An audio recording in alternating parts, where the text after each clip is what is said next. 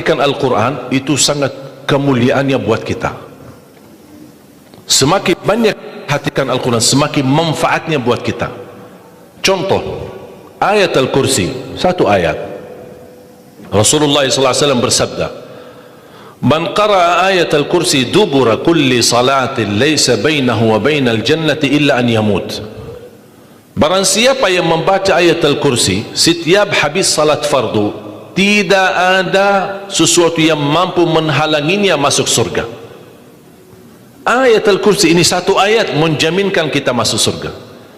Kalau satu ayat menjaminkan kita masuk surga, gimana suratul Baqarah seluruhnya? Gimana lagi 30 juz Al-Quran? Kata Siti Aisyah radhiyallahu anha, jumlah tingkatan dalam surga Allah sesuai jumlah ayat Al-Quran. Oleh karena itu tidak ada yang lebih tinggi di dalam surga Allah daripada Ahlul Quran. Karena nanti Ahlul Quran ketika masuk surga, Allah suruh baca dan naik.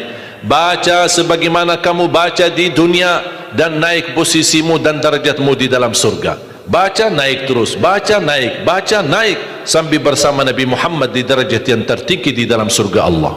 Ini semua berkat Al-Quran.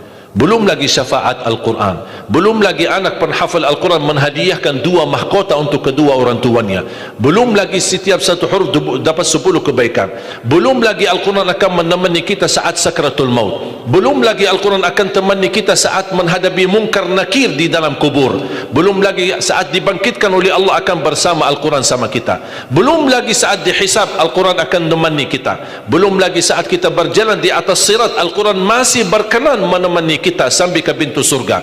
Bahkan ketika masuk surga Al-Quran tidak akan tinggalkan kita, masih terus masuk bersama kita di dalam surga sampai naik darjat yang tinggi di dalam surga Allah Subhanahu wa ta'ala.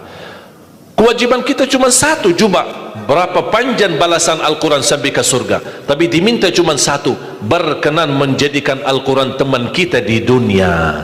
Temanilah Al-Quran, akan Al-Quran berkenan temani kita sepanjang hayat, bahkan sepanjang perjalanan kita menuju surga. Itu kemuliaan Al-Quran. Cukup ada seorang ulama dari At-Tabi'in bernama Abdullah As-Sulami, Abu Abdurrahman Abdullah As-Sulami, Abdullah bin Habib As-Sulami. Ditanya, beliau 70 tahun mengajar Al-Quran. Ditanya, wahai imam, apa yang membuat kamu sabar sampai 70 tahun mengajar Al-Quran? Kata beliau, yang membuat aku sabar dan minat menjaga keistiqomahan, bersabda Rasulullah sallallahu alaihi wasallam, khairukum man ta'allama al-Qur'ana wa 'allamah, sebaik-baik manusia yang mempelajari Al-Quran dan mengajarnya. Itulah ingin saya menjadi orang yang baik bagi manusia, sebagaimana bersabda Rasul, itulah yang membuat saya sabar dalam mempelajari dan mengajar Al-Quran. Siapa yang tidak mau jadi manusia yang terbaik menurut Rasulullah sallallahu alaihi wasallam? Itulah bersama Al-Quran. Mohon maaf, siapa Ali Jabir? Hamba yang biasa, banyak kekurangannya, yang Allah anugerahkan kemuliaan bukan karena siapa-siapa, tapi karena Al-Quran. Dihormati, didepankan, dan semua orang penghafal Al-Quran berapapun usianya dihormati, didepankan, dimuliakan. Semua berkeinginan bisa bersalaman. Kita melihat dan menonton acara Hafiz Indonesia, jangankan anak-anak, bahkan yang cacat luar biasa Allah tunjukkan bagaimana kelebihan Al-Quran. Yang buta bisa hafal Al-Quran, yang lumpuh badannya dan jasadnya seperti alana yang tidak bisa jalan hafal Al-Quran. Naja yang luar biasa dahsyat, otaknya terganggu tapi bisa hafal Al-Quran. Dia tidak bisa baca, kasih Al-Quran suruh baca, dia tidak bisa baca. Tapi ditanya tes hafalannya, hafal. Berapa ayatnya? Hafal. Nomor berapa? Hafal. Kanan kiri hafal, atas bawah hafal. Allah menunjukkan kepada kita, Allah tidak akan melepaskan Al-Quran menjadi jaminan ditolong. Inna nahnu nazzalna dzikra wa inna lahu lahafizun. Kami telah menurunkan Al-Quran dan kami akan menjaganya. Di antara terjaga Al-Quran secara fisik terjaga Al-Quran secara tulisan, terjaga Al-Quran secara suara, dan terjaga ahlul Quran, para penghafal Al-Quran.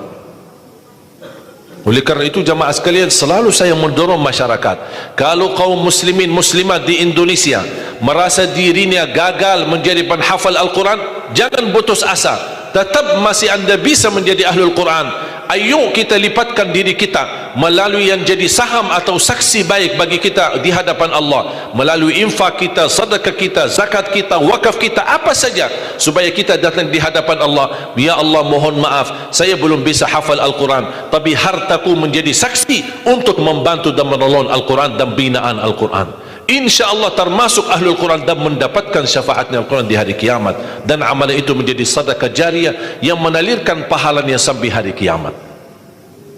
Semua harus bisa berjuang. Tidak boleh ada orang berkata saya tidak bisa hafal. InsyaAllah anakmu bisa hafal. Kalau anakmu belum bisa hafal, InsyaAllah cucumu bisa hafal. Kalau itu pun tidak berhasil, InsyaAllah saham walaupun sedikit seikhlasnya bisa menjadi saksi baik. Infaknya, sedekahnya, ikhlasnya, zakatnya, wakafnya, semua bisa menjadi saksi baik. Karena kita mendapatkan sebuah kemuliaan Al-Quran. Al-Quran kitab suci yang tidak ada keraguan di dalamnya. Sayang sekali kita bisa kehabisan berhari-hari tidak baca Al-Quran. Saya harap insyaAllah mulai hari ini kita komitmen untuk khatam Al-Quran. Siap? Masih menunggu cara mudah untuk khatam? Saya kasih cara mudah. Ini kan Quran seperti Quran Madinah, ya, modelnya seperti ini halamannya. Sekarang sudah banyak di Indonesia seperti Quran Syamil atau Quran ini sudah mulai seperti ini, Quran Madinah, ya. Maksudnya model cetakannya dicetak seperti ini, mulai dari ayat, kalau di akhir halaman ditutupi dengan ayat. Dulu Quran lama, setiap halaman kita buka kadang-kadang ada separuh ayat di halaman kanan, sisanya di halaman kiri. Sekarang Quran Madinah tidak boleh begitu. Termasuk sudah mulai di Indonesia yang sudah disahkan oleh Kementerian Agama, disesuaikan seperti Quran Madinah. Jadi halamannya atas mulai dari ayat, kalau di akhir halaman ditutupi ayat, tidak disambungkan ke halaman berikutnya, supaya teratur. Di antara mereka susun setiap satu juz 20 halaman, dihitung seperti itu supaya rapi. Apa tujuan? Sebenarnya saya mengambil kesimpulan dari hikmah itu. Kenapa setiap juz 20 halaman? Ternyata saya bisa bentuk cara mudah mengkhatam Al-Quran. Setiap waktu salat baca 4 halaman, 4 kali 5 waktu 20, sudah khatam 1 juz. Jadi kalau khatam tidak harus sekaligus. Jangan habis ceramah anda posisi iman yang mulai naik, semangatnya luar biasa, pulang ke rumah baca Al-Quran 1 juz, besoknya masih semangat baca 2 juz, 3 juz, dan seterusnya. Begitu menurun semangat, tidak baca 1 tahun. Tidak boleh terlalu semangat, tetap semangat tapi diatur semangatnya. Standar 1 juz, tidak usah berlebih-lebihan.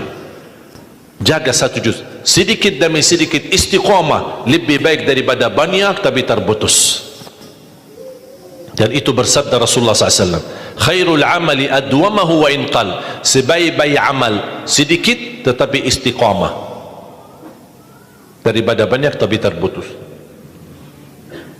Makanya setiap waktu salat baca 4 halaman, 4 kali 5 sudah 20. Kira-kira cocok? Hah? Siap bu? Mau fikir dulu ya? Kira-kira mau nggak lebih mudah lagi? Masih mau lebih mudah lagi ya? Insya Allah masih ada, jangan khawatir, masih ada. Sebelum salat baca 2 halaman, habis salat baca lagi 2 halaman. Gimana kira-kira cocok? 2 halaman sebelum salat. Kalau 4 halaman sekaligus terlalu berat, tak apa-apa, bagi 2 halaman sebelum salat, 2 halaman sesudah salat. Jadi berapa? 4 dikali 5 waktu berapa jadi? 20, sudah khatam 1 juz. Kira-kira siap? 2 halaman, 1 kertas.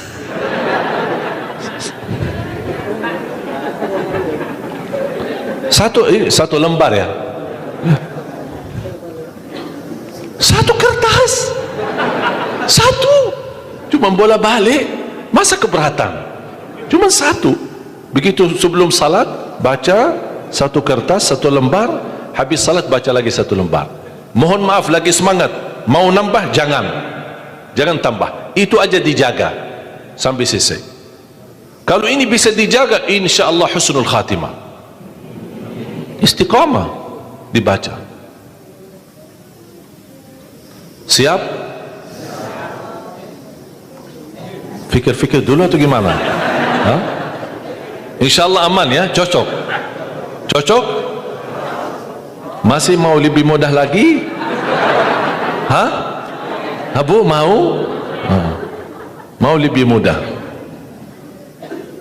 Ini cara yang tadi yang saya sampaikan, setiap salat, sebelum salat 2 halaman, habis salat 2 halaman, dan seterusnya sampai khatam 1 juz. Itu cara yang termudah untuk orang yang paling malas. Kalau itu tidak bisa, saya angkat tangan, inna lillahi wa inna ilaihi raji'un. Sudah ada lagi, sudah habis. Malu kita sama Allah jamaah sekalian. Wallahi waktu kita banyak. Ketika saya berhasil khatam 10 jam bisa khatam 30 juz, Allah kasih 24 jam, masa kita tidak bisa 1 juz? Saya tidak minta 30 juz dalam 10 jam, saya minta 1 juz dalam 24 jam. Jadi kalau ketika anda baca, jangan suka lihat halaman belakang. Itu yang membuat banyak berat. Misal baca Al-Baqarah, sambil dia baca a'udzubillahi minasyaitonir rajim, bismillahirrahmanirrahim, alif lam mim, dzalikal kitabu la raiba fihi hudan lil muttaqin alladzina yu'minuna. Banyak. Sadaqallahul azim. Tidak jadi lanjut karena dia fikirannya sudah berubah. Dia tidak melanjutkan apa yang dia baca, tapi dia sudah membuka jumlah halaman begitu terlalu banyak. Aduh ya Allah, bukan saya tidak mau, masalah tidak ada waktu. Padahal kalau dia lanjut, ada kesibukan, tidak apa-apa, berhenti. Berhasil 2 halaman, berhenti. Ada urusan aktivitas, ada tamu di rumah, tidak apa-apa, layani sebentar, habis pulang lanjut lagi. Walaupun 1 halaman, walaupun separuh halaman, tidak apa-apa. Tunjukkan yang terbaik, walaupun itulah kemampuanmu. Tunjukkan, ya Allah mohon maaf, kemampuan saya cuma separuh halaman, tidak apa-apa. Allah senang apapun yang kita kasih, Allah senang asal istiqamah. Allah suka, Allah tidak minta yang banyak, Allah minta yang terbaik.